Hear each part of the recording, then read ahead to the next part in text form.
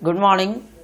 आज फिर मैं क्लास 7 के छात्रों के लिए लेके आया हूँ लेसन चेंजेस एंड रिएक्शंस का क्वेश्चन आंसर। कल के वीडियो में मैंने आपको क्वेश्चन नंबर ए का सॉल्यूशन मैंने आप लोगों को दिखा दिया था। आज जो है मैं चर्चा करूँगा क्वेश्चन नंबर बी से। बी का जो हेडिंग है वो है क्या कि answer the following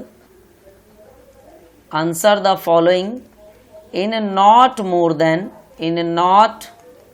more than 40 words।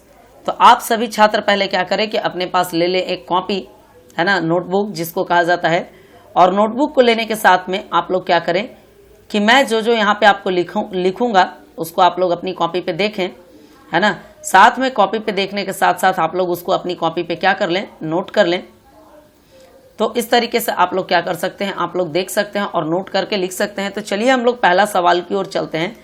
पहला सवाल है कि how would you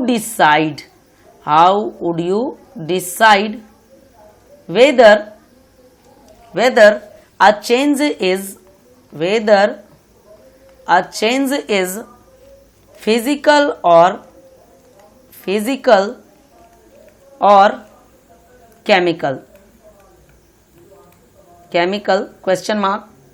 mention two characteristics of each kind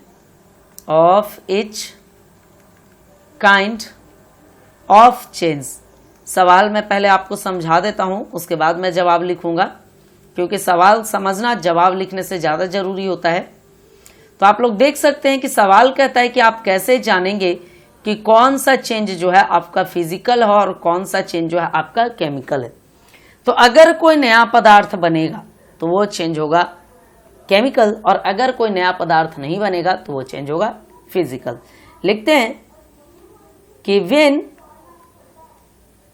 a new substance is formed when change is happening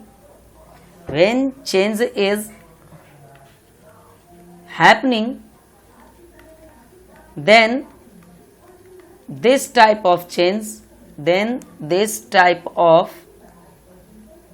change is called chemical change, while when a new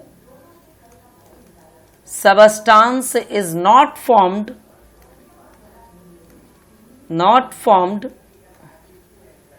during a change is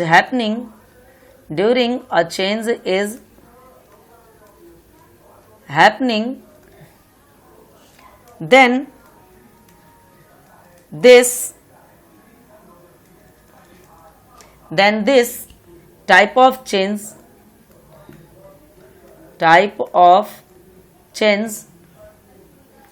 is a physical change। हो गया। इसके बाद characteristics लिखना है दो। तो चलिए यहां पे मैं लिख लेता हूं for physical change. Number A में लिखता हूं no new substances are formed. B में लिख लेता हूं it is a temporary change. थोड़ा सा यहाँ पे गलती हो गया, थोड़ा सा आप लोग रुक जाएं, मैं मिटा लेता हूं जल्दी से। चलिए, it is a temporary change. फिर मैं यहां पे लिख लेता हूं फॉर केमिकल चेंज। आप लोगों को स्क्रीन पे अच्छे से दिखाई दे रहा होगा। ए में लिख लेता हूं मैं कि न्यू सबस्टेंसेस आर फॉर्म्ड और बी में मैं लिख लेता हूं it is a permanent change.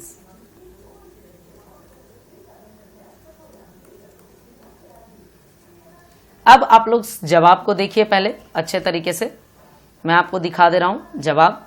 मैंने लिखा है कि जब नया पदार्थ बनता है, जब चेंज होता है तब, तो ऐसे चेंज को हम लोग केमिकल चेंज कहते हैं। और जब नए पदार्थ का निर्माण नहीं होता है, जब चेंज होता है तब, तो ऐसे टाइप ऑफ चेंज को हम लोग फिजिकल चेंज कहते हैं। फिजिकल चेंज में मैंने लिखा है प्रॉपर्टीज में कि no new substances are formed, किसी भी प्रकार का नया पदार्थ नहीं बनता है। और उसके दूसरे प्रॉपर्टी में मैंने लिखा है it is a temporary change, ये क्षणिक भर का बदलाव होता है। केमिकल चेंज में मैंने लिखा है कि न्यू सबस्टांसेस आर फॉर्म्ड, नए पदार्थ का निर्माण हो जाता है, और ये परमानेंट चेंज होता है। तो आप सभी बच्चे को दिखाई दे दिया होगा सवाल और जवाब, मैं उम्मीद करता हूं आप लोगों ने लिख भी लिया होगा। चलिए अगले सवाल की ओर चलता हूं। सवाल नंबर 2 है कि discuss why the dissolving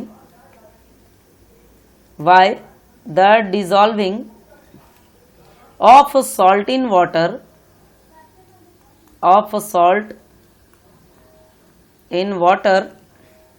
is a physical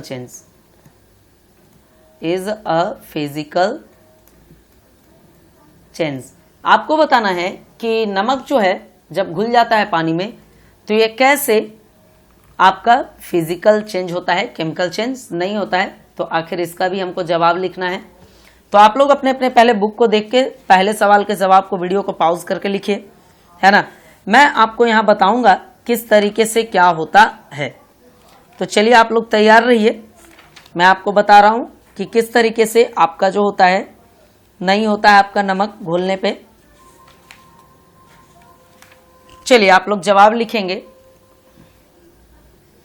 कि when some amount of salt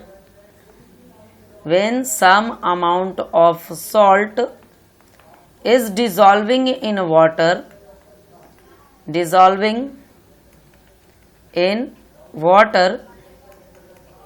then the salt completely dissolves in it. Now the solution, जिसको हम लोग क्या कहते हैं, salt water solution.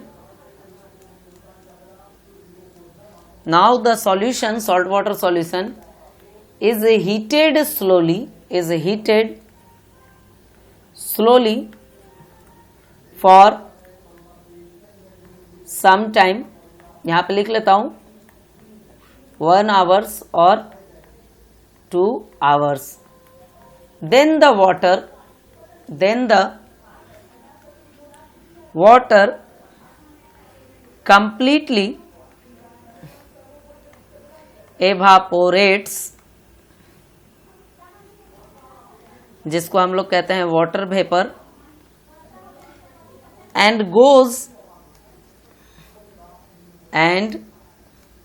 goes into atmosphere,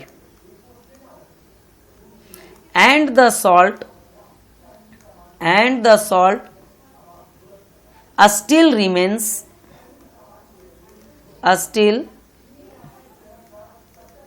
remains on the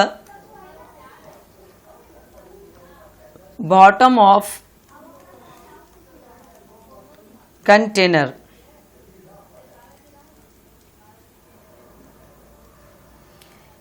Here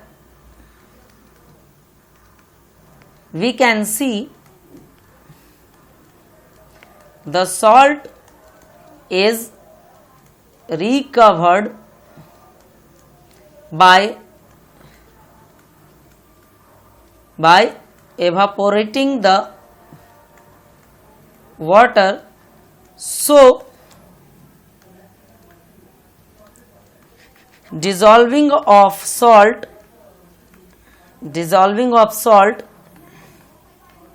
in water is a physical change. तो ये था दूसरा नंबर सवाल, मैं समझा भी देता हूं।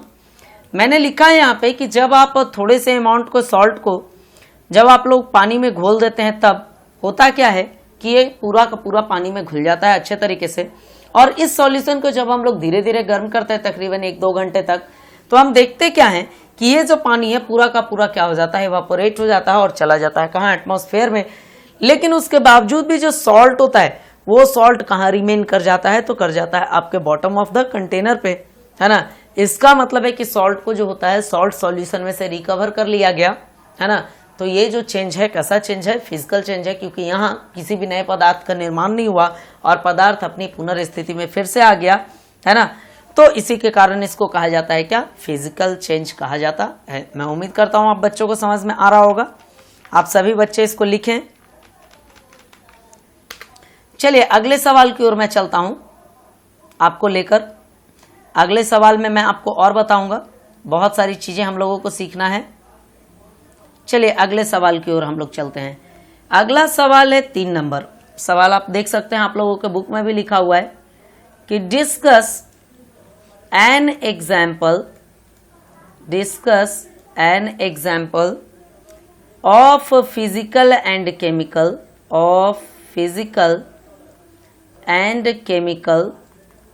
chemical changes happening together।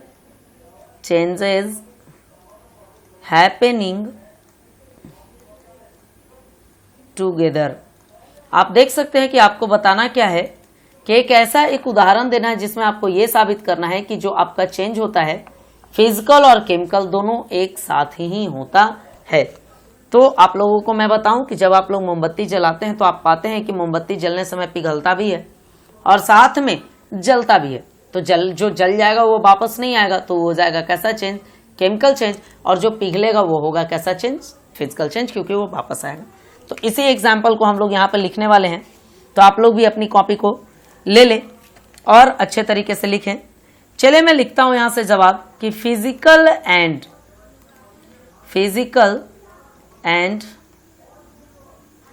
Chemical changes can happen together to लिख देते हैं यहाँ पे, full stop. A common example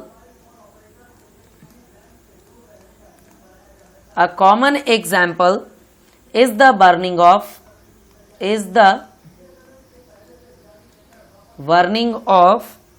a candle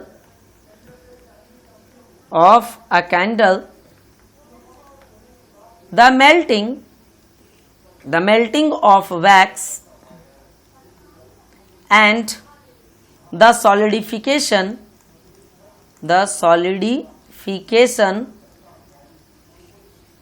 of molten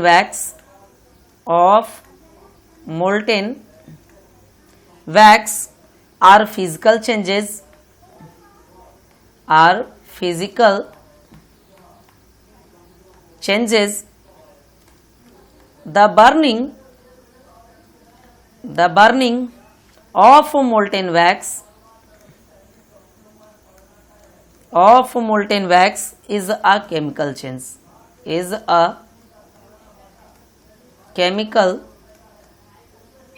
change, आप लोग को स्क्रीन पे दिखाई दे रहा होगा जो भी सारी चीजें लिखी हुई हैं। तो आज के वीडियो में आप लोगों के लिए इतना ही क्वेश्चन है। आप लोग अगली बार इसको पहले आप लोग कॉपी में कर लें और उसके बाद मैं जो हूं आप लोगों को अगले वीडियो में क्वेश्चन नंबर C मैं लिखवाऊंगा। तब तक के लिए आप लोग इसको अपनी कॉपी में लिखें, याद करें। अगले वीडियो में हम लोग फिर आपसे मिलेंगे और चर्चा करेंगे आने वाले और भी नए टॉपिक्स के बारे में। तब तक के लिए मैं आप लोगों से विदा लेता हूं। धन्यवाद।